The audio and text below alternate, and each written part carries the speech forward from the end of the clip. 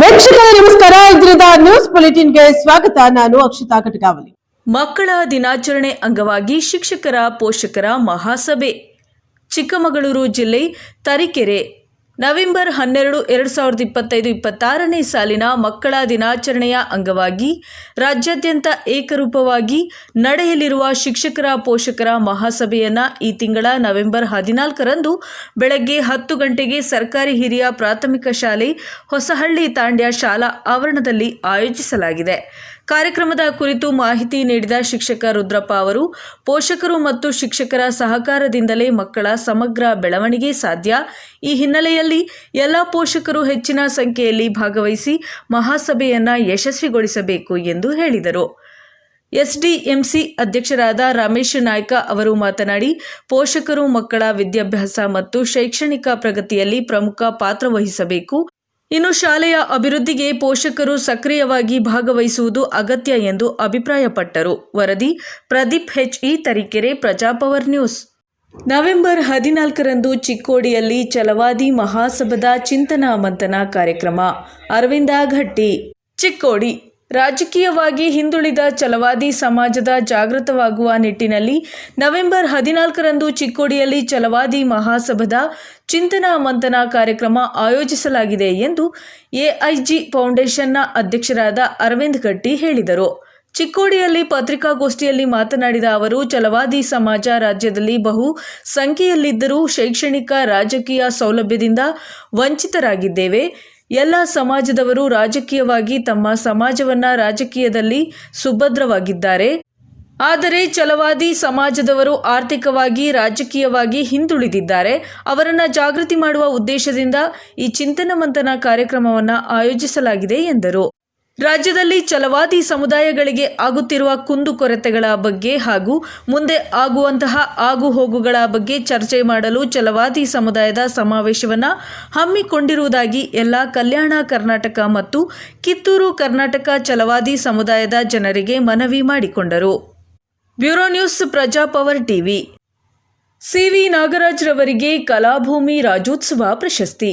ಚಿಕ್ಕಬಳ್ಳಾಪುರ ಜಿಲ್ಲೆ mega fans association ಜಿಲ್ಲಾ ಕಾರ್ಯದರ್ಶಿ ಚಿಂತಾಮಣಿ ನಗರದ ಸಿವಿ ನಾಗರಾಜ್ ರವರಿಗೆ ಬೆಂಗಳೂರಿನ ಕಲಾಭೂಮಿ ರಾಜ್ಯೋತ್ಸವ ಪ್ರಶಸ್ತಿ ಲಭಿಸಿದೆ.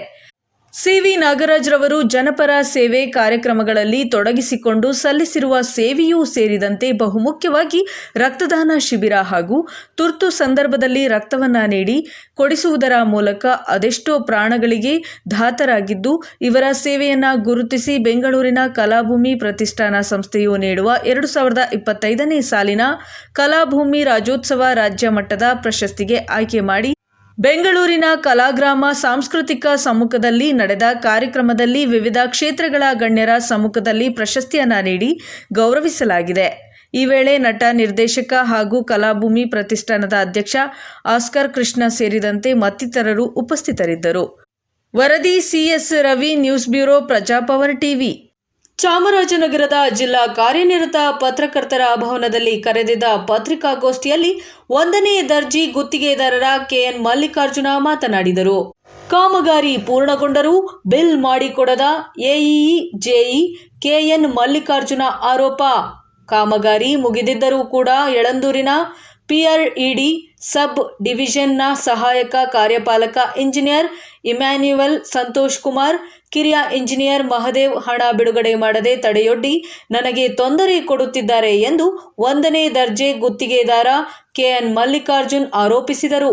ನಗರದ ಜಿಲ್ಲಾ ಕಾರ್ಯನಿರತ ಪತ್ರಕರ್ತರ ಭವನದಲ್ಲಿ ಕರೆದಿದ್ದ ಪತ್ರಿಕಾಗೋಷ್ಠಿಯಲ್ಲಿ ಅವರು ಮಾತನಾಡಿ, ಯಳಂದೂರು ತಾಲೂಕಿನ ಕೆಸ್ತೂರು 1 ಗ್ರಾಮದ ಸರ್ಕಾರಿ ಹಿರಿಯ ಪ್ರಾಥಮಿಕ ಶಾಲೆ ದುರಸ್ತಿ ಕಾಮಗಾರಿ, ಸರ್ಕಾರಿ ಪ್ರೌಢಶಾಲೆಯ ದುರಸ್ತಿ ಕಾಮಗಾರಿ, ದುಗ್ಗಟಿ ಗ್ರಾಮದ ಸರ್ಕಾರಿ ಹಿರಿಯ ಪ್ರಾಥಮಿಕ ಶಾಲೆ ದುರಸ್ತಿ ಕಾಮಗಾರಿ ತಲಾ 6 ಲಕ್ಷದಲ್ಲಿ ಕಾಮಗಾರಿ ಪೂರ್ಣಗೊಂಡ ಫೈನಲ್ ಬಿಲ್ ಮಾಡಲು JEE 70,000 ಲಂಚ ಕೊಡುವಂತೆ ಬೇಡಿಕೆ ಇಟ್ಟರು. ನಾನು ಪ್ರಾಮಾಣಿಕವಾಗಿ ಗುಣಮಟ್ಟದ ಕಾಮಗಾರಿ ಮಾಡಿದ್ದೇನೆ, ನಾನೇಕೆ ಲಂಚ ಕೊಡಬೇಕು ಎಂದು ಹೇಳಿದ್ದಕ್ಕೆ ಕಾಮಗಾರಿ ಬಿಲ್ ಮಾಡದೆ ನನಗೆ ತೊಂದರೆ ಕೊಡುತ್ತಿರುವ AEE ಸಂತೋಷ್ ಕುಮಾರ್ ವಿರುದ್ಧ ಸೂಕ್ತ ಕ್ರಮ ಕೈಗೊಳ್ಳಬೇಕು ಎಂದು ಇಲಾಖೆಯ ಮೇಲಾಧಿಕಾರಿಗಳಿಗೆ, ಜಿಲ್ಲಾಧಿಕಾರಿಗಳಿಗೆ ನೀಡಿದರು. ಯಾವುದೇ ಪ್ರಯೋಜನವಾಗಿಲ್ಲ. ಕೂಡಲೇ ಕಾಮಗಾರಿ ಬಿಲ್ ಮಾಡಿಕೊಡದಿದ್ದರೆ ನ್ಯಾಯಾಲಯದ ಮೊರೆ ಹೋಗುವುದಾಗಿ ಕೆಎನ್ ಮಲ್ಲಿಕಾರ್ಜುನ ಎಚ್ಚರಿಸಿದರು. News bureau, Prajapower TV, Chamarajanagar. Bagepalli. ಕೇಂದ್ರ ಸರ್ಕಾರ ಬಿಜೆಪಿ ಸತತವಾಗಿ 3 ಬಾರಿ ಮತಗಳ್ಳತನ ಮಾಡುವ ಮೂಲಕ ದೇಶದಲ್ಲಿ ಅಧಿಕಾರ ಚುಕ್ಕಾಣಿ ಹಿಡಿದಿದೆ. ಈ ಹಿನ್ನೆಲೆ ಲೋಕಸಭೆ ಪ್ರತಿಪಕ್ಷ ನಾಯಕ ರಾಹುಲ್ ಗಾಂಧಿ ಮುಂದಿನ ಪೀಳಿಗೆಯನ್ನು ಉಳಿಸುವ ನಿಟ್ಟಿನಲ್ಲಿ ಹೋರಾಟ ಮಾಡುತ್ತಿದ್ದಾರೆ. ಅನೇಕ ರಾಜ್ಯಗಳಲ್ಲಿ ಬಿಜೆಪಿ ವೋಟ್ ಚೋರಿ ಮಾಡುವ ಮೂಲಕ ಅಧಿಕಾರಕ್ಕೆ ಬಂದಿದೆ. ಇದು ದೇಶದ ಜನತೆಗೆ ಮಾಡುತ್ತಿರುವ ಮಹಾಮೋಸ ಎಂದು ಬಾಗೇಪಲ್ಲಿ ತಾಲೂಕು ಶಾಸಕ ಎಸ್ಎನ್ ಸುಬ್ಬಾರೆಡ್ಡಿ ಆರೋಪಿಸಿದರು. ದೇಶದಲ್ಲಿ ನಡೆಯುತ್ತಿರುವ ಮತಕಳ್ಳತನ ಪ್ರಕರಣ ತಡೆಯುವಂತೆ ಆಗ್ರಹಿಸಿ ಕಾಂಗ್ರೆಸ್ ಕಾರ್ಯಕರ್ತರು ಪಟ್ಟಣದ ಡಾಕ್ಟರ್ ಅಂಬೇಡ್ಕರ್ ಪುತ್ಥಳಿ ಮುಂದೆ ಬುಧವಾರ ಪ್ರತಿಭಟನೆ ಮಾಡಿ ಶಾಸಕ ಎಸ್ಎನ್ ಸುಬ್ಬಾರೆಡ್ಡಿ ಹಾಗೂ ಕಾಂಗ್ರೆಸ್ ಪಕ್ಷದ ಮುಖಂಡರು, ಕಾರ್ಯಕರ್ತರು ಸಹಿ ಮಾಡುವ ಮೂಲಕ ಸಹಿ ಸಂಗ್ರಹ ಅಭಿಯಾನಕ್ಕೆ ಚಾಲನೆಯನ್ನ ನೀಡಿದರು. ಜಾತಿ, ಧರ್ಮದ ಆಧಾರದಲ್ಲಿ ಕಾಂಗ್ರೆಸ್ ರಾಜಕಾರಣ ಮಾಡುವುದಿಲ್ಲ. ನಮ್ಮದು ಅಭಿವೃದ್ಧಿ ಕೇಂದ್ರೀಕೃತ, ಹಿಂದುಳಿದವರನ್ನ ಮುನ್ನೆಲೆಗೆ ತರುವ ಬದ್ಧತೆಯ ರಾಜಕಾರಣ. ಕರ್ನಾಟಕದಲ್ಲಿ ಜಾರಿಯಾಗಿರುವ ಗ್ಯಾರಂಟಿ ಯೋಜನೆಗಳು ಯಾವುದೇ ಜಾತಿ, ಧರ್ಮದ ಆಧಾರದಲ್ಲಿ ಅಲ್ಲ. ಎಲ್ಲ ಸಮುದಾಯಗಳ ಅರ್ಹ ಫಲಾನುಭವಿಗಳಿಗೆ ಗ್ಯಾರಂಟಿ ಸೌಲಭ್ಯಗಳನ್ನು ನೀಡಲಾಗುತ್ತಿದೆ ಎಂದರು. ಗ್ಯಾರಂಟಿ ತಾಲೂಕು ಸಮಿತಿ ಎಚ್.ಎಸ್. ನರೇಂದ್ರ ಮಾತನಾಡಿ, ಬಿಜೆಪಿಯವರು ದೇಶಾದ್ಯಂತ ನಡೆಸಿರುವ ಮತಗಳ್ಳತನ ಬಯಲಾಗಿದೆ. ಕೇಂದ್ರದಲ್ಲಿ ಅಧಿಕಾರದ ಚುಕ್ಕಾಣಿ ಹಿಡಿದಿದ್ದಾರೆ. ಮತಕಳ್ಳತನ ನಿಲ್ಲಿಸಬೇಕೆಂಬ ಉದ್ದೇಶದಿಂದ ಕಾಂಗ್ರೆಸ್ ಪಕ್ಷ ಮತದಾರರ ಸಹಿ ಸಂಗ್ರಹ ಅಭಿಯಾನ ಹಮ್ಮಿಕೊಂಡಿದೆ ಎಂದು ಹೇಳಿದರು. ಕಾಂಗ್ರೆಸ್ ಪಕ್ಷದ ಬೂತ್ ಮಟ್ಟದ ಸದಸ್ಯರು ತಮಗೆ ವಹಿಸಿರುವ ವಾರ್ಡುಗಳಿಗೆ ತೆರಳಿ ಪ್ರತಿ ಮನೆಗೆ ಭೇಟಿ ನೀಡಿ ಮತದಾರರ ಸಹಿ ಸಂಗ್ರಹಿಸಬೇಕು ಮತ್ತು ಪ್ರತಿ ಬೂತ್ಗಳಲ್ಲಿ ಕನಿಷ್ಠ 200ರಷ್ಟು ಮತದಾರರ ಸಹಿ ಸಂಗ್ರಹಿಸಬೇಕು. ಬಾಗೇಪಲ್ಲಿ ವಿಧಾನಸಭಾ ಕ್ಷೇತ್ರದಲ್ಲಿ 50 ಲಕ್ಷ ಸಹಿ ಅಭಿಯಾನ ಗುರಿ ಇದೆ ಎಂದು ಹೇಳಿದರು. ಈ ಸಂದರ್ಭದಲ್ಲಿ ಪುರಸಭೆ ಅಧ್ಯಕ್ಷ ಎ. ಶ್ರೀನಿವಾಸ್, ಸದಸ್ಯರಾದ ಶ್ರೀನಿವಾಸ ರೆಡ್ಡಿ, ನಂಜುಂಡಪ್ಪ ಮತ್ತು ಡಿಎಸ್ಎಸ್ ಮುಖಂಡರಾದ ಪೂಜಪ್ಪ, ಕೋಟಪ್ಪ ಮತ್ತು ಗುಳೂರು ಎಸ್ಎಸ್, ರಮೇಶ್ ಬಾಬು, ಮಂಜುನಾಥ ರೆಡ್ಡಿ ಮತ್ತು ಬೂರಗ ಮಡುಗು, ಲಕ್ಷ್ಮೀ ನರಸಿಂಹಪ್ಪ ಮತ್ತು ಸೋಮಶೇಖರ, ಕ್ರಿಕೆಟ್ ಮೂರ್ತಿ ಮತ್ತು ಇತರೆ ಕಾಂಗ್ರೆಸ್ ಪಕ್ಷದ ಮುಖಂಡರು, ಕಾರ್ಯಕರ್ತರು ಹಾಜರಿದ್ದರು. ವರದಿ ರವೀಂದ್ರ, ಪ್ರಜಾಪವರ್ ಟಿವಿ, ಬಾಗೇಪಲ್ಲಿ. ಭಕ್ತ ಸಾಗರದಲ್ಲಿ ಮಲ್ಲನ ಮೂಲೆ ಶ್ರೀಗಳ ಅಂತ್ಯಕ್ರಿಯೆ.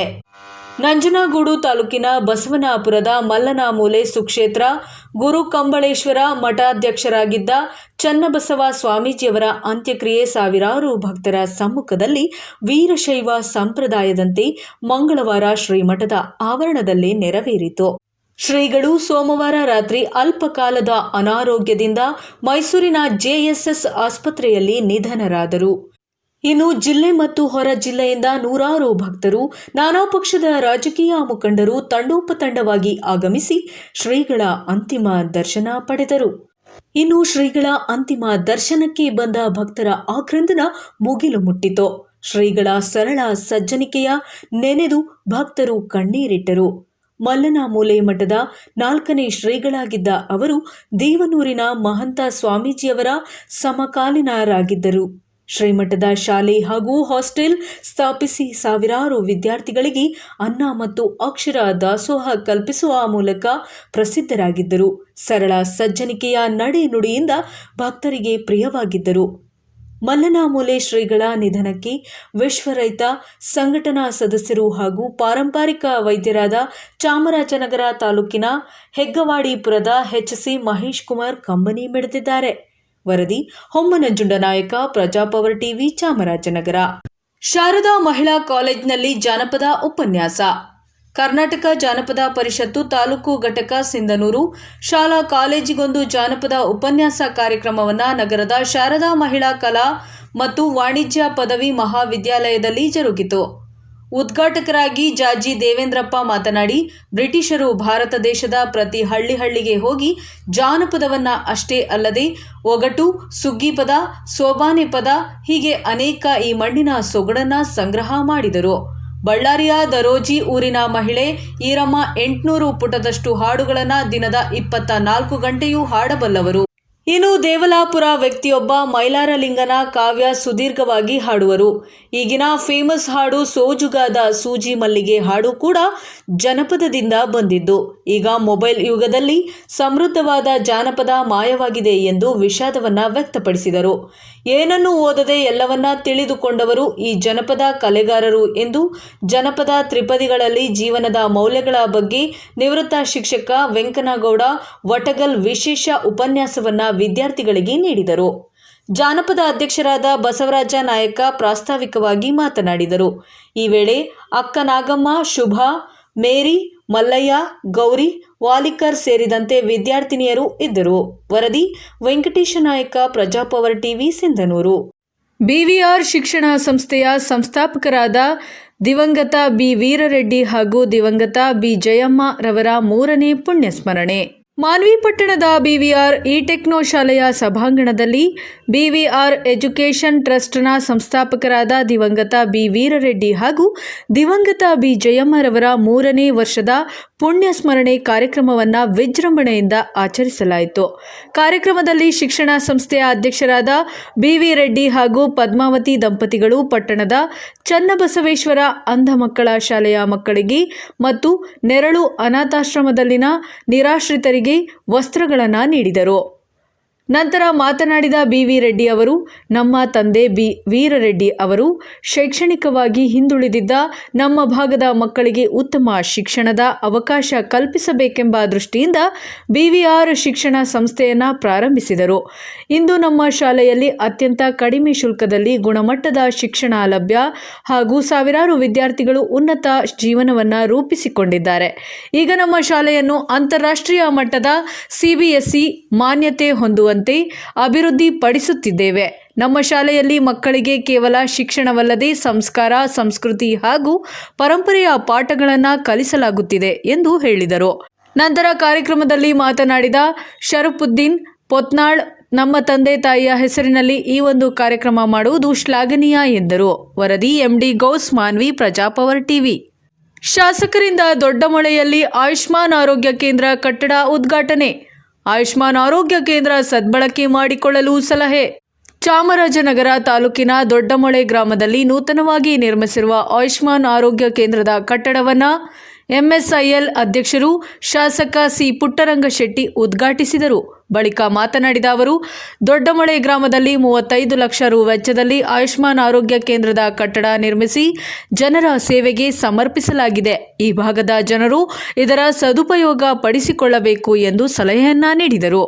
ಕಾರ್ಯಕ್ರಮದಲ್ಲಿ ಜಿಲ್ಲಾ ಗ್ಯಾರಂಟಿ ಯೋಜನೆಗಳ ಅನುಷ್ಠಾನ ಪ್ರಾಧಿಕಾರದ ಅಧ್ಯಕ್ಷ ಎಚ್.ವಿ. ಚಂದ್ರು, ಗ್ರಾಮ ಪಂಚಾಯತ್ ಅಧ್ಯಕ್ಷೆ ನಿರ್ಮಲಾ ರಂಗನಾಥ್, ತಾಲೂಕು ಪಂಚಾಯಿತಿ ಮಾಜಿ ಸದಸ್ಯ ಪುಟ್ಟಸ್ವಾಮಿ, ಡಿಎಚ್ಒ ಡಾಕ್ಟರ್ ಚಿದಂಬರ ಹಾಗೂ ಡಾಕ್ಟರ್ ಗುರುರಾಜ್ ಸಕಲಾತಿ ಮತ್ತು ಪಿಡಿಒ ಸೀಮಾ, ಕಾರ್ಯದರ್ಶಿ ನೀಲಕಂಠ ಇತರರು ಹಾಜರಿದ್ದರು. ವರದಿ ಹೊಮ್ಮನಂಜುಂಡ ನಾಯಕ, ಪ್ರಜಾಪವರ್ ಟಿವಿ, ಚಾಮರಾಜನಗರ.